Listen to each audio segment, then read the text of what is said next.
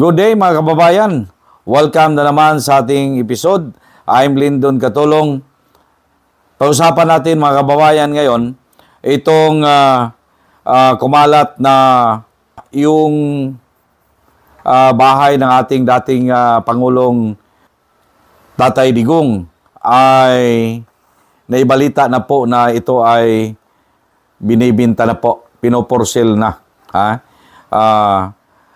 After nito mga kababayan na kumalat itong balita na ang bahay po ng dating Pangulo for sale o ibinta, ang dami pong nanghinayang, ang dami pong nalungkot, ang dami pong nagtaka. Bakit po ganito ang nangyari? Alam niyo mga kaibigan, lahat ng mga bahay ng naging Pangulo ng ating bansa ay prinipreserve po nila yan eh. Ano po? Prinipreserve nila. Kahit na ang bahay ng dating Pangulo din na yung tatay ng ating presidente po ngayon na Bongbong Marcos, yung bahay nila mga kababayan dito sa Liti, kung hindi po ako nagkakamali, ang laki-laki. Hanggang ngayon, nandyan yan na preserve nila. Lalo na yung kanilang ancestral house doon sa Ilocos, ano po. Hindi lang sa mga pamamahay po ng kagaya nila former President Marcos. Yung iba ding mga leaders, mga kababayan, kumbaga, ano yan eh, may value yan siya mga kababayan para doon sa kanilang pamilya. And even mga kababayan sa ating bansa, mga historical house yan na tinatawag eh. Na dyan galing ang naging Pangulo ng ating bansa, mga kababayan. Ano po? Importante po iyan, prinipreserve. Prinipreserve nga yung mga upuan, ano po, kung saan bumuto yung naging Pangulo, kung saan bumuto yung naging Vice Presidente, ano po. Kasi po mahalaga talaga yung ganun. Part of historical memorables, mga kababayan, iyan eh. Itong lumabas, mga kaibigan natin na balita ngayon, ako'y nalulungkot dahil po sa ito'y pinundar, dahil sa pinundar ito ng ating former president na sa tingin ko po hindi naman ka question ano po, kung titingnan ninyo mga kababayan ang bahay, it's a house na ginawa ng simple tao, a simple mamamayan na pwede pong makapagawa ng ganong kalaking bahay. An ordinary employee, siguro, may kalakihan lang kunti ng kanyang sahod na makapagawa ng ganon, mga kababayan natin na klaseng bahay po. Unlike sa ibang mga leader, mga kababayan, congressman lang ang bahay, grabe, malapalasyo. Hindi po ba? Yung iba, gobernador lang, ang bahay, malapalasyo. Ano po? Pero itong bahay ng Pangulong former President, mga kababayan natin, napaka-ordinaryo at simpleng bahay lamang po, mga kababayan natin. Kaya po masakit isipin, mga kaibigan, na kung ano pang maiiwan sana na pagkawala na siya, may makikita sana ng tao na dito nakatira yung naging the famous President of the Republic of the Philippines. Ano po? Dito siya nanirahan nung mayor pa siya ng Davao City. hanggang sa umabot na naging presidente and naging famous Philippine President, mga kababayan. Kaya nga po, ang istorya dito, si Vice President Inday Sara, mga kababayan, matapos itong lumabas na mayroong for sale, ayaw niyang may binta, mga kababayan, ito. Ayaw niyang may binta.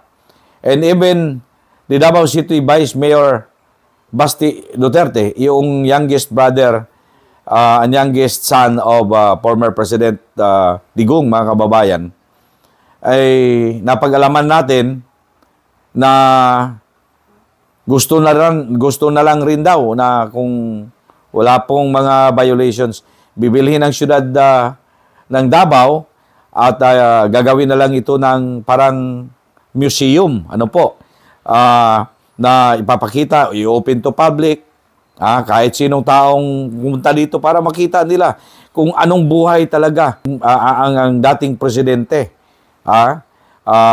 famous President of the Republic of the Philippines, Rodrigo Duterte, kung anong pamumuhay, mga kababayan.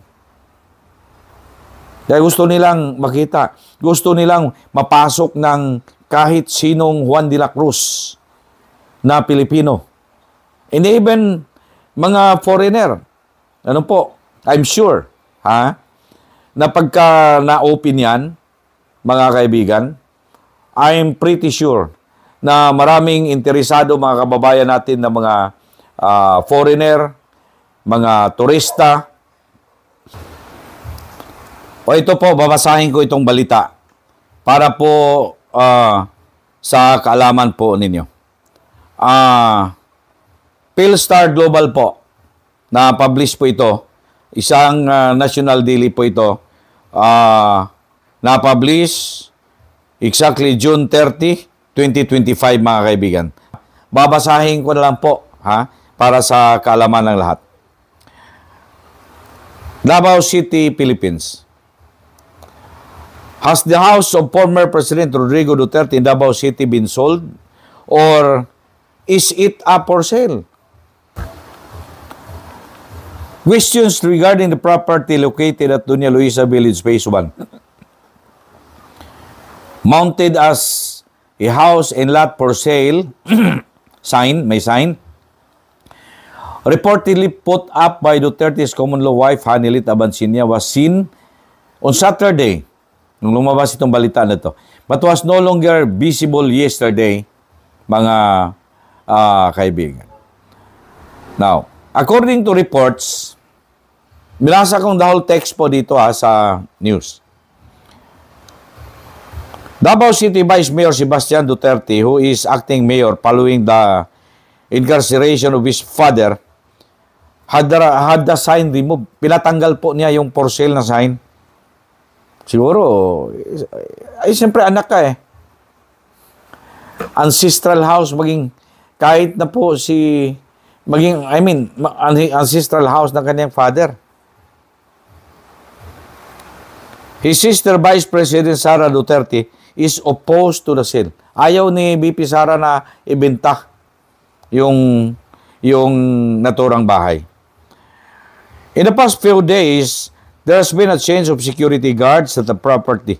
It has also been padlocked in front, and while the back portion has been covered with galvanized iron roofing, na may mark the East Village of DGT o Davao Global Township Live Amazing. Sabi dito, the newly built and painted structure can be found at the back of the property. Sa likod lang po, yung DGT, Davao Global, mga kaibigan, na yan, parang alintula doon sa BGC. Meron na yan sa Davao City. Doon sa Luzon, sa Maynila po, may BGC doon. Sa Davao, mayroong DGT, Davao Global Township po. Kalintulad sa BGC dyan po sa Manila. Newly built unpainted structure can be found at the back of the property. Sa likuran lang po kasi karugtong lang yun eh. Before, a few old police cars were parked at the back of the house. Now, new sports utility vehicle owned by Cebu Landmasters, which own DGT. Siya ang nagmamayari po ng DGT na yan, can be seen there according to this news. The property is part of Doña Luisa Village, not the East Village of DGT. Hindi yun sa DGT. Mahal yun. Tsaka yung DGT na yan, mga kababayan natin, wala pa yan nung, bago lang yan eh. Medyo may katagalan na kunti itong nabili ng, napundar po ng dating Pangulo. Mga kababayan, itong kanyang tinirahan, yung bahay niya dyan sa may Doña Luisitas, Davao City po. Ngayon, sabi dito sa published news, mga kababayan, realizing that Duterte won't be home in the immediate future, abansin niya, si Hanilit po. Confirm, in interview siya ng isang radio station sa Manila, DZRH, as well as undisclosed security concerns at the house, which necessitate the installation of security equipment. Meron silang nakakabit po doon na kahit sa sulok doon sa bahay, may mga security camera, mga kababayan. Anong sabi ni Anilit? It pains me. Every time I go there, I'm the only one who visits there now. There are 4 house help. May 4 siyang makatulong, but with no master. Kita mo? May katulong pero wala siyang amo. Wala silang amo. We abandoned it after what happened. Sabi ni Madam Hanilit Abansin niya. So, nangyari lang ito matapos itong ginawa, mga kaibigan, na hinuli nga at pinadala doon sa Netherlands. Kaya po itong ginawa sa ating dating Pangulo. Malaking dagok ito, mga kababayan, sa kanilang buhay. Sabi niya, sabi ni Anilit, I cannot sleep there anymore because the lawyers ask us to install CCTV even inside the bedroom. Yun ang sabi niya. The house has seen a flock of Duterte supporters keeping vigil ever since the ex-leader was arrested and jailed in the Hague last March for alleged crime against humanity. Nasa ko the whole story para wala kayong masabi. Meanwhile, Vice President Sara Duterte, despite acknowledging that she doesn't have any stake, kahit na wala siyang party doon sa property na yon, acknowledging that she doesn't have any stake at the property since it belongs to her father and abansin niya, wished that it be open to the public instead. Gusto niyang ma-open to the public na lang, mga kababayan. Yung ang sabi ko kanina, na mas maganda na siguro para sa mga ears nito, ano po, na i-open na lang ito. Imbis na ibenta, i-open to the public na lang. Parang ang museum na lang. Hindi kagaya yung mga ancestral house, mga kaibigan, ng mga leader, ay hanggang ngayon nanatiling ganon, mga kababayan. Ganong kaganda, will maintain. Lahat meron silang mga hardinero at may security, no? Mga kababayan, because part of the history. Di ba? Magiging part of the history. Pero ito, iba ang nangyari, mga kababayan natin. Now, for the people to see where the former president lived, where he sleep or ate, saan siya natulog, saan siya kumain, sabi ng Vice Presidente, mga kaibigan. Residents in the subdivision have reportedly complained of the noise and felt lift by Duterte supporters who have previously gathered around the house. Ito ganito, mga kaibigan, nangyari ito na yung kanyang mga kapitbahay doon, medyo siyempre naguguluhan. Alam mo, naguguluhan, alam mo yon, kasi mayroong mga nagbibigil doon ng mga supporters, lalo na may mga balita po na lulusobin daw ng mga otoridad, ng mga pulis po. Alam naman ninyo, di ba? No, alam naman natin na ito ang talagang kasaysayan niya. Di ba po? So, halos araw-araw, 24 hours, o 24/7 mga kababayan, may mga tao nandoon para magbigil. Kaya medyo naingayan mga kababayan yung mga kapitbahay doon. Dahil doon, siguro iba ang atmosphere din ng mga na nangyari doon mga kababayan natin sa mismong subdivision na yun. Kaya ganon, ano po. As to the price, yabansin niya, yung kanyang may bahay nga, hindi sinabi kung magkano ang price ng property na yon. Ayun, mga kababayan, ang istorya tungkol dito. Sa pinakalites, mga kaibigan, dito sa Balitang Bintahan ng residential house ng dating Pangulong Digong, ano po, ang eldest son ni Pangulong Digong, mga kababayan, na si Congressman Pulong, ay bago lang talaga siya. Nitong mga nakaraang linggo lamang po ay pumunta sa Netherlands, ano po, at binisita ang kanyang tatay. Sa pinakalitis po na balita tungkol po dito sa bintahan ng bahay ng ating dating Pangulo, mga kaibigan, si Congressman Pulong, yung eldest son, no, ni dating Pangulo, mga kaibigan, nakakatandang kapatid, ano po, ni BP Sara at saka ni Mayor Baste. Kagagaling lang po ng Netherlands at nakausap niya ang kanyang tatay, ano po, si dating Pangulong Digong. Natanong siya ng mga media people doon sa Netherlands tungkol dito sa napabalita po na ibinta nga yung kanilang bahay, ano po, doon sa may Doña Luisa Subdivision, Davao City. Ang sagot, pakinggan natin si Congressman Pulong, mga kababayan. Pwede ba na ako i-question to sa balay? Yes, of course. Naabot na ba sa iya, sir? Ako siyang gipangutan na po. Una, ako lang siyang likay-likay kay kabalo man ka sa nasulod, di ba? Medyo depressed.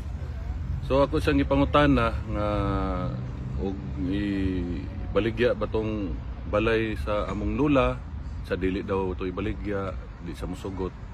Yan ako nang gidiretso nga imong balay diya sa Doña Luisa ibaligya ba, nitubag naman siya ngano nga baligya ba daw nga mo daw na pinakauna niyang balay, unya si Hanilet na mo daw kaugaling mong balay dako daw. So mo to yan tubag. Bahay.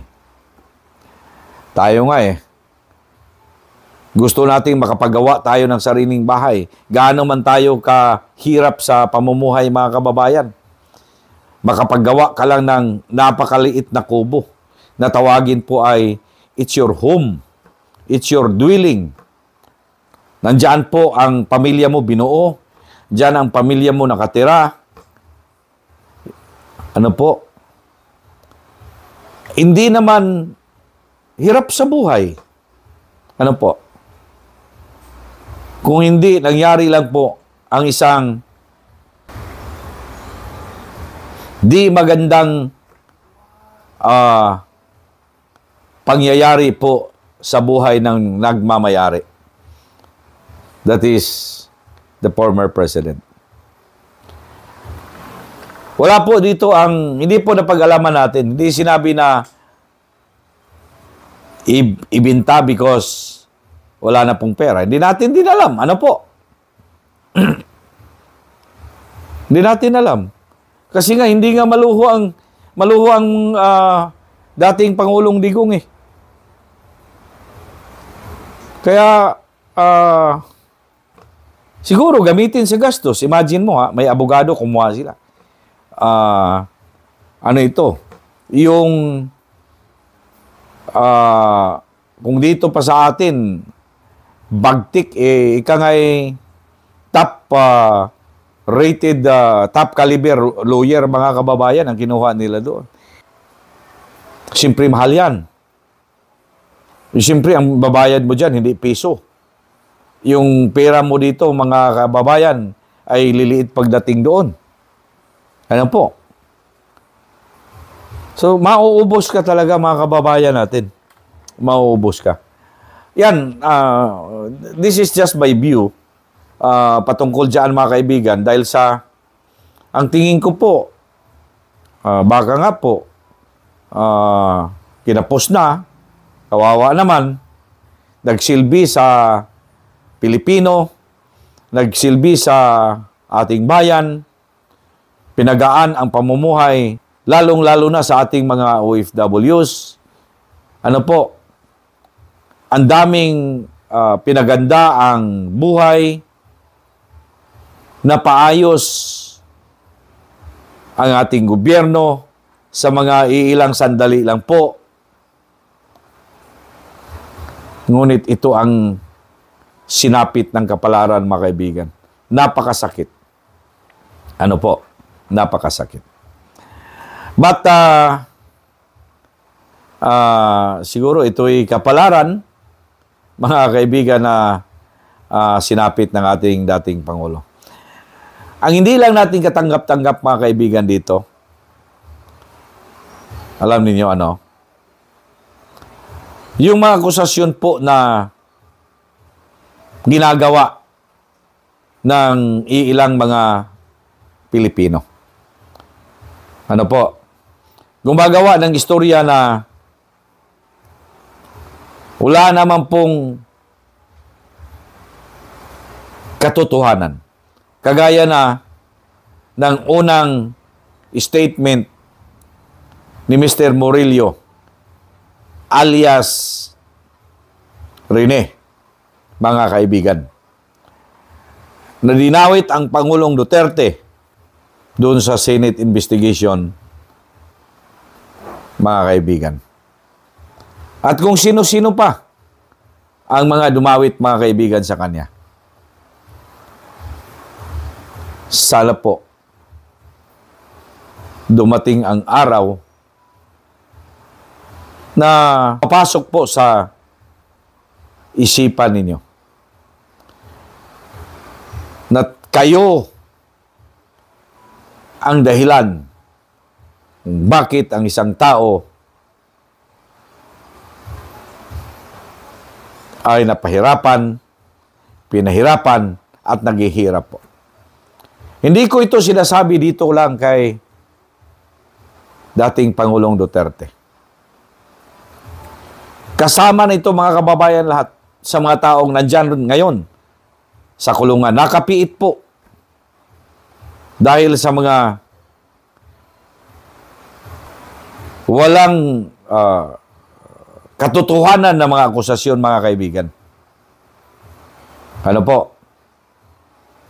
Napakadami po yan sila. Nasa kulungan, nakapiit ngayon. Sana, mga kababayan ko, ito'y maging learning lessons lahat ng Pilipino. Na huwag tayong gumawa ng isang bagay na makakasira sa kapwa Pilipino. Ano po? Huwag tayong gumawa ng bagay na makasisira po sa kapwa Pilipino. Ano po? Dito, sa case ni former President Duterte, Tatay Digong, nasira ang kanyang buhay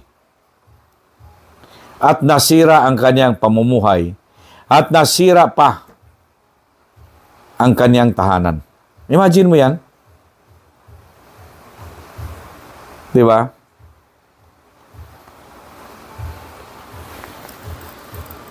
na sana itong tahanan na ito, mga kababayan ko, ay bahagi ito ng kasaysayan ng ating bansa, na makikita ng ating susunod na mga henerasyon, mga kababayan, ano po? Na ganito pala ang pamumuhay ng isa sa mga pangulo ng ating bansa. At naging famous pangulo pa, mga kababayan. Pero ang pamumuhay hindi po maluho. Nakatira sa pamumuhay po na simpleng tao lamang po. Sinira lamang, mga kababayan, ng mga walang kaluluwa na mga tao. Sa totoo lamang po, ilan sila gustong sirain talaga, mga kababayan, ang buhay ng ating dating Pangulo. Because of sobrang interest po. Because of greediness of power. Greediness of power. Ano po? Itong lahat kasi nagbo-boils down doon sa politika eh. Ang lahat na ito ay nagbo-boils down sa politika. Had former President Rodrigo Duterte used to be a mayor only in Davao City, and hindi siya umakyat sa national leadership na naging Pangulo, walang maging interest, mga kababayan, sa kanya na ganunin siya. Politics is all the root cause of this. Politics is all the root cause of this. Kung hindi lang ito, mga kababayan, hindi ito mangyari. Hindi masisira ang buhay niya. Ano po? Siguro, matututo na tayo, mga kababayan. Pumili tayo ng mga leader na may malasakit sa atin. Pumili tayo, mga kababayan, ng mga leader na hindi yung sarili lang ang iniisip nila. Ano po? Gusto nilang laging manatili. Gusto nilang laging manatili sa kapangyarihan. Ayaw na nilang bumaba. Kaya gusto nilang hawakan, mga kaibigan, ang power na yan. Sasabihin ko sa inyo, mga kababayan, hanggang walang isang Juan de la Cruz na tatayo para maituwid muli ang ating bansa. Hanggang walang isang leader o hanggang walang isang tao na maging leader na tatayo muli, mga kaibigan natin, na kung anuman ang ginawa at anuman ang nagpakita ng dating Pangulo, almost napalinis po ang ating bansa. From corruption, from drug addiction, and everything. Mga kababayan, huwag na tayong umasa na kung ano yung nakaraan na ating tinamasa, na ating naranasan, hindi na babalik pa, mga kaibigan. Guard your own self, guard your own family. Huwag na natin asahan, mga kababayan, na tayo ay maging protektado